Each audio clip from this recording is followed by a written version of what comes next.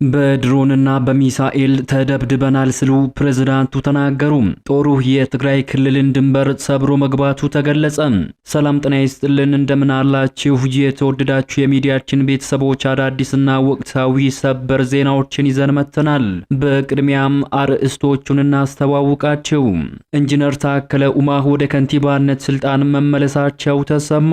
የቀድሞ የአዲስ አበባ ከተማ ከንቲባ የነበሩት ኢንጂነር ታከለ ኡማ ባልተጠበቀ ሁኔታ ወደ ከንቲባነት ስልጣን ዳግም መመለሳቸውን የሚገልጽ አነጋጋሪ መረጃ ተሰምቷል።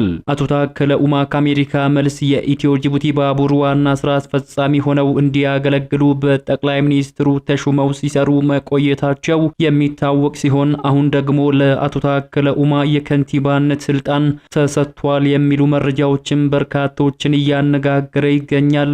በዝርዝር እናስደምጣችኋለን። በሌላ ሰበር መረጃ ድሬዳዋ ከተማንና ሐረሪ ክልልን በተመለከተ አነጋጋሪ መረጃ ተሰምቷል። ጠቅላይ ሚኒስትር አብይ አህመድ በፓርላማ ቀርበው ባደረጉት ንግግር የድሬዳዋ ከተማም የኦሮሚያ አካል ነበረች ማለታቸውን ተከትሎ በምስራቅ ኢትዮጵያ አዲስ የፖለቲካ ውጥረት መከሰቱ ተነግሯል። ከሰሞኑ በምስራቅ ሐረርጌ የሚገኙ የመንግስት ካድሬዎችና የኦሮሞ አክቲቪስቶች ድሬዳዋ ከተማንና ሐረሪ ክልልን ወደ ኦሮሚያ እንጠቀልላለን የሚል እንቅስቃሴ መጀመራቸው ከፍተኛ መነጋገሪያን ፈጥሯል። መረጃው በዘገባችን በዝርዝር ተካቷል። በሌላ ሰበር መረጃ ጦሩ የትግራይ ክልልን ድንበር ሰብሮ መግባቱ ተነገረም። የጦሩ ዋና አዛዥ ያልተጠበቀ መግለጫን የሰጡ ሲሆን የትግራይ ከተሞችን መቆጣጠር መጀመራቸውን ተናግረዋል።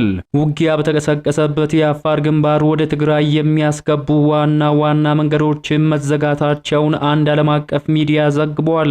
በሌላ በኩል ወደ ትግራይ ነዳጅ እንዳይገባ በፌደራል መንግስቱ መታገዱም ተሰምቷል። ከትግራይ ክልል የተሰሙ አዳዲስ መረጃዎች በዘገባችን በዝርዝር ተሰሙታላችሁ። በሌላ መረጃ ሳውዲ አረቢያ በሚገኙ ኢትዮጵያውያን ላይ እርምጃ መወሰዱ ተሰማ። የሳውዲ አረቢያ መንግስት ኢትዮጵያውያንን ጨምሮ ከ21,000 በላይ ህገወጥ ነዋሪዎችን በቁጥጥር ስር በማዋል እርምጃ መውሰዱ ተሰምቷል። በሳውዲ አረቢያ ኢትዮጵያውያን ላይ የተወሰደው እርምጃ ምንድነው የሚለው በዘገባችን እንነግራችኋለን። ከውጭ ምንጮች ባገኘናቸው መረጃዎች የሱዳን ፈጥኖ ደራሽ ኃይል በግብጽ ላይ የአየር ጥቃት እንደሚፈጽም አስታወቀም። የሱዳን ፈጥኖ ደራሽ ኃይል በግብጽ አየር ማረፊያዎችና ስትራቴጂካዊ ሰፈሮች ላይ ጥቃት ለመሰንዘር በመዛቱ የተደናገጠችው ግብጽ ለተባበሩት አረብ ኤሚሬቶች ስሞታ ማሰማቷ ተነግሯል። ዝርዝር ይዘናል። በሌላ በኩል ዛሬ በ450 ድሮንና በ45 ሚሳኤሎች ተደብድበናል ሲሉ ፕሬዝዳንት ዘለንስኪ መናገራቸው ተሰማም።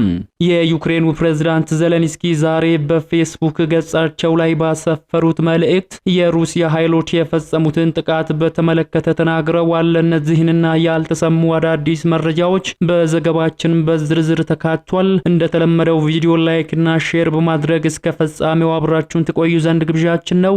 አዲስ የሆናችሁ ደግሞ ሰብስክራይብ በማድረግ አዳዲስና ወቅታዊ መረጃዎችን ያግኙ።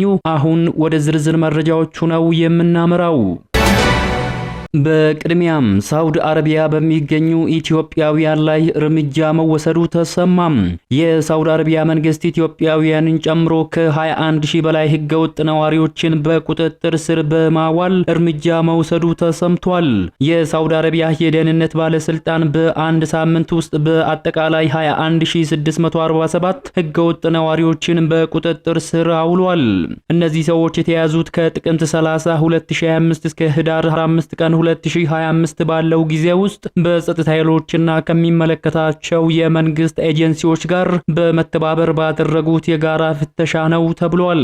የተያዙት 12,838 የነዋሪነት ህግን የጣሱ 4,564ቱ ደግሞ የድንበር ደህንነት ህግን የጣሱና 4,245ቱ የሰራተኞችን ህግ የጣሱ ናቸው። በአጠቃላይ 12,098 ህገወጥ ነዋሪዎች ከሀገር ተባረዋል ነው የተባለው። 21,800 በመቶ የጣሱ ወንጀለኞች የጉዞ ሰነዶችን እንዲያሟሉ ወደ ዲፕሎማሲያዊ ተልእኮቻቸው ተልከዋል። 6012ቱ ደግሞ የጣሱት ወንጀለኞች የጉዞ ሂደታቸውን ለማጠናቀቅ ተልከዋል። ወደ ሳውዲ አረቢያ ድንበር በህገወጥ መንገድ ለመሻገር ሲሞክሩ የተያዙት ሰዎች ቁጥር 1943 ሲሆን ከነዚህም ውስጥ 45 በመቶ የሚሆኑት የየመን ዜጎች ሲሆኑ 54 በመቶ የሚሆኑት ደግሞ የኢትዮጵያ ዜጎችና 1 በመቶ ደግሞ የሌሎች ሀገር አባላት ናቸው። በህገወጥ መንገድ ከሳውዲ ለመውጣት ሲሞክሩ የነበሩ 37 ሰዎች ደግሞ ተይዘው ታስረዋል ነው የተባለው። ወደ ቀጣዩ መረጃችን ስንሻገር ደግሞ ጦሩ የትግራይ ክልልን ድንበር ሰብሮ መግባቱ ተገለጸ። የጦሩ ዋና አዛዥ ያልተጠበቀ መግለጫን የሰጡ ሲሆን የትግራይ ከተሞችን መቆጣጠር መጀመራቸውን ተናግረዋል።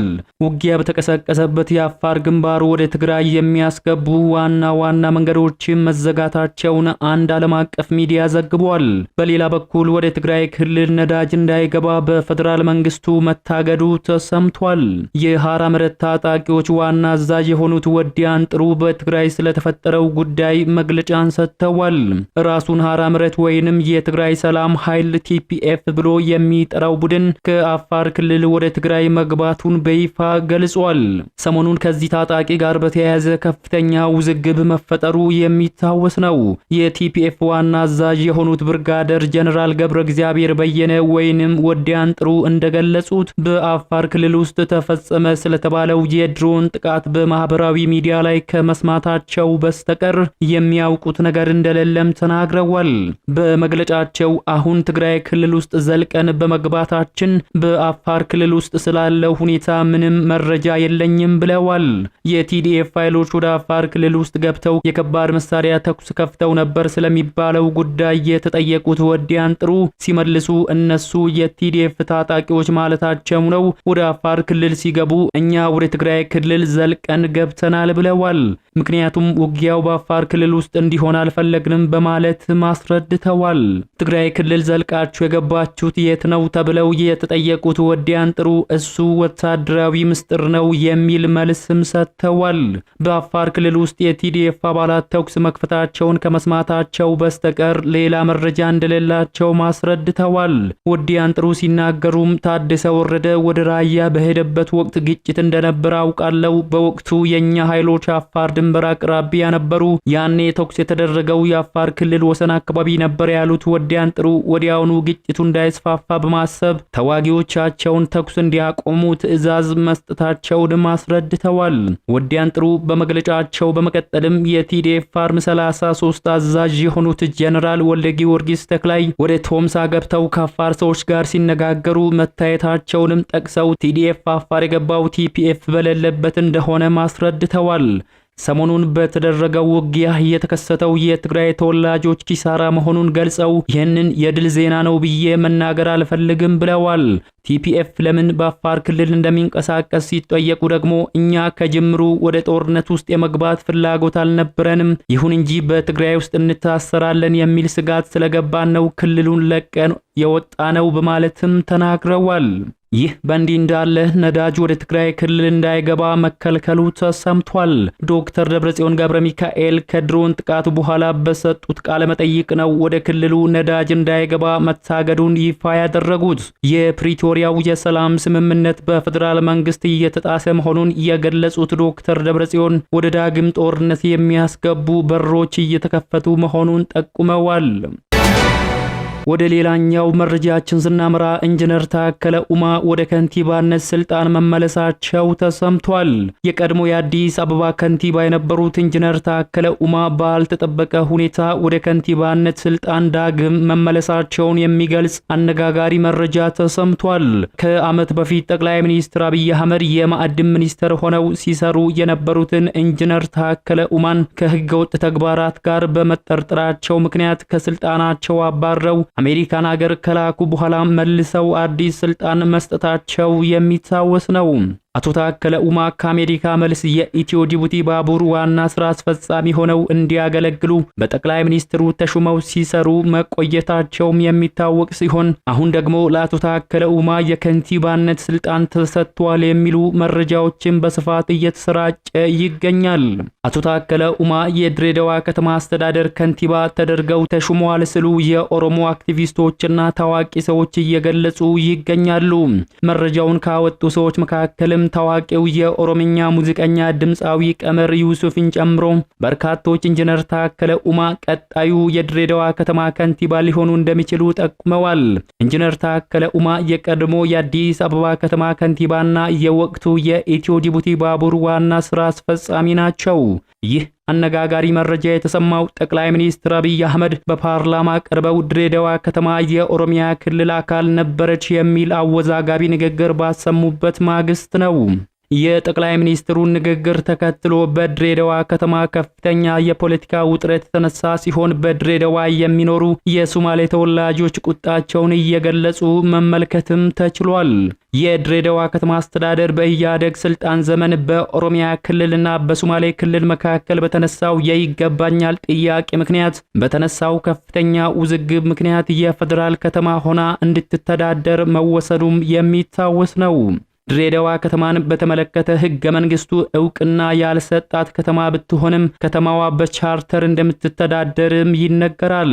ከተማዋ የፌደራል ከተማ እንድትሆን በተወሰነበት ወቅት በሁለቱ ክልሎች ከተነሳው ውዝግብ ጋር ተያይዞ ችግሩን እልባት ለመስጠት ከተማዋን በየ5 ዓመቱ የኦሮሞና የሶማሌ ተወላጆች እየተፈራረቁ እንዲያስተዳድሩ መወሰኑ የሚታወስ ነው። ይህ በእንዲህ እንዳለ ከሰሞኑ በምስራቅ ሐረርጌ የሚገኙ የመንግስት ካድሬዎችና የኦሮሞ አክቲቪስቶች ድሬዳዋ ከተማንና ሐረሪ ክልልን ወደ ኦሮሚያ እንጠቀልላለን የሚሉ ፕሮፓጋንዳዎችን እያሰራጩ መመልከትም ተችሏል። በተለይም በኦኤምኤን ቴሌቪዥን ያሰራጨው መረጃ ላይ ከድሬዳዋና ሐረሪ ከተማ በተጨማሪ የጅግጅጋ ከተማ በሽግግር መንግስት ወቅት የኦሮሞ ርስት ነበረች በማለት ጅግጅጋ በሽግግር መንግስት ወቅት ለጊዜያዊነት ነበር የሶማሌ ክልል መቀመጫ የሆነችው በማለት ያወጣው ዘገባ በርካቶችን ያስቆጣና አግራሞትን የጫረ ሆኗል። ከሰሞኑ በኦሮሞ አክቲቪስቶች በኩል ስለ ሶስቱ ከተሞች በተመለከተ እየተሰራጨ የሚገኘው መረጃና ፕሮፓጋንዳ በህዝቦች መካከል ችግር ሊያስከትል እንደሚችል የፖለቲካ ተንታኞች ስጋታቸውን እየገለጹ ይገኛሉ። የሱዳን ፈጥኖ ደራሽ ኃይል በግብጽ ላይ የአየር ጥቃት እንደሚፈጽም አስታወቀም። የሱዳን ፈጥኖ ደራሽ ኃይል በግብጽ አየር ማረፊያዎችና ስትራቴጂካዊ ሰፈሮች ላይ ጥቃት ለመሰንዘር በመዛቱ የተደናገጠችው ግብጽ ለተባበሩት አረብ ኤሚሬቶች ስሞታ ማሰማቷ ተነግሯል። የፈጥኖ ደራሽ ኃይሉ አዛዥ መሐመድ አምዳን ዳጋሎ በቅርብ ሳምንታት በግብጽ አየር ማረፊያዎችና ስትራቴጂካዊ ሰፈሮች ላይ ጥቃት ለመፈጸም የሚሰነዝሩት ዛቻ እየጨመረ መምጣቱን ግብጽን ክፉኛ አስደንግጧል ነው የተባለው። በተለይም የአልፋሻር ግዛት በፈጥኖ ደራሽ ኃይሉ እጅ እንደወደቀ ግብጽ የተባበሩት አረብ ኤሚሬቶች ፈጥና ማነጋገሯ የአፍሪካ ኢንሳይደር መረጃን ይጠቁማል። ግብጽ የዩናይትድ አረብ ኤሚሬት በሱዳን እርስ በርስ ጦርነት ሐምዳን ዳጋሎና ጀነራል አልቡርሃን ደግፈው በተለያዩ ጎራ የተሰለፉ ሀገራት ብትሆንም የኤሚሬቶችን ደጅ መጥናቷም ተመላክቷል። በቅርቡ የአየር መከላከያ ስርዓቶችንና ከፍተኛ የቴክኖሎጂ ድሮኖችን ከአረብ ኤሚሬት የቀረበላት ፈጥኖ ደራሽ ኃይሉ የሀገሪቱን ጦር ከወሳኝ ይዞታዎች ማስለቀቅ መቻሉ በግብጽ ወገን ስጋትን ፈጥሯል። የሱዳን ጦር በበኩሉ ካጋራቸው ግብጽ የቅድመ ማስጠንቀቂያ ራዳር ስርዓትና በግብጽ ራስ ባናስ በሚገኘው የጦር ሰፈር ውስጥ ያሉ የአየር መከላከያ ስርዓቶችን ለመጠቀም ያቀረበውን ጥያቄ ካይሮ ዘልቃላ ለመግባት በመስጋት እምቢተኝነቷን መግለጿን የዘገበው ምንጩ ጨምሮ ማስነብቧል። በሌላ መረጃ ዛሬ በ450 ድሮን እና በ45 ሚሳኤሎች ተደብድበናል ሲሉ ፕሬዝዳንቱ ተናገሩ። የዩክሬኑ ፕሬዝዳንት ዘለንስኪ ዛሬ በፌስቡክ ገጻቸው ላይ ባሰፈሩት መልእክት በዲምፖሮ ከተማ ላይ የሩሲያ ኃይሎች የመኖሪያ ህንጻዎችን ጨምሮ በተለያዩ ቦታዎች ላይ ጥቃት መፈጸማቸውን ተናግረዋል። በዚህ ጥቃት ህጻናትን ጨምሮ 11 ሰዎች ቆስለዋል፣ አንድ ሰው ደግሞ ተገድሏል ብለዋል። ለሟች ቤተሰቦች መጽናናትን እንደሚመኙ ማክለዋል። ፕሬዝዳንት ዘለንስኪ ሲቀጥሉም በካራኪቭ ግዛት ደግሞ ሌላ አንድ ሰው ህይወቱ ማለፉን ጠቁመው በኪየቭና በፓልታቮ ከተሞች ደግሞ የቆሰሉ ሰዎች መኖራቸውን አስረድተዋል። ሩሲያውያን በዚህ ብቻ ሳይሆኑ በዲፕሮቭና በሌሎች ግዛቶችም ጥቃት መፈጸማቸውን በኦዴሳ ጭምር ሌሊቱን ድብደባ መከናወኑን አስረድተዋል። በአጠቃላይ 450 ድሮን እና 45 የተለያዩ አይነት በሚሳኤሎች ሩሲያ ድብደባ ስትፈጽም ማደሯን ያስታወቁት ፕሬዝዳንት ዘለንስኪ ጨምሮም የጠላት ኢላማዎች አሁንም አልተለወጡም ሲሉ መልእክታቸውን አስተላልፈዋል። ዘለንስኪ መልእክታቸውን ሲቀጥሉም የአውሮፓ ህብረት እንዳይንቀሳቀስ ባገደው ገንዘብ ላይ ውሳኔ ማሳለፍ አለበት፣ ተጨማሪ ማዕቀብ በሩሲያ ላይ መጣልና የዩክሬንን የመከላከያ አቅም ማጠናከር አለበት በማለትም አሳስበዋል። አሁን ሞስኮ በየቀኑ በኃይል መሰረተ ልማቶች ላይ ጥቃት እያደረሰች ያለችው በመጪው ክረምት ተራ ዜጎቻችን ችግር ውስጥ ለመክተት አስቦ ነው በማለትም አስረድተዋል። የተወደዳችሁ የሚዲያችን ቤተሰቦች ለሰዓቱ ያዘጋጀንላችሁ መረጃዎች የተከታተላችሁትን ይመስሉ ነበር። ከሰዓታት በኋላ በሌሎች አዳዲስ መረጃዎች ዳግም እስከምንገናኝ በያላችሁበት የዓለም ክፍል ሁሉ መልካሙን ተመኘን።